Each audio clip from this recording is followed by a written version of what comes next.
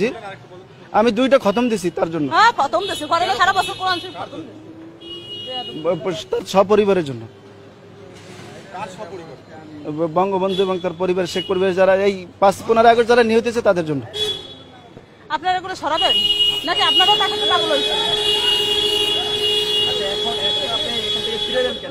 আমাকে ঢুকতে দিল না, ঢুকতে দেয় না, আমি তো গেছি, পুলিশে বাধা দিয়েছে। আমার নাম মাওলানা ওলিউল্লাহ, পিরিজপুর থেকে আসছি। পিরিজপুর থেকে আসছি আমি, থাকি ঢাকা, আসছি কিছুদিন আগে, ঢাকা এক জায়গায় থাকি।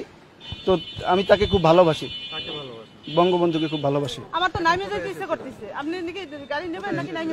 আসছি এখানে তার বাড়িটা জিয়ারত করার জন্য আসছি। মাথার সমস্যা, এটারও যদি মাথার সমস্যা নাই তাহলে আমাদের তো সমস্যা আছে। আসছি জিয়ারত করার জন্য আসছি এবং তার জন্য খতম করে দোয়া, এখানে দোয়া করার জন্য আসছি। সমস্যা আমি তো দেখি আপনাদেরও সমস্যা, আপনাদের সমস্যা না, তার সাথে এরকম কোন পারেন?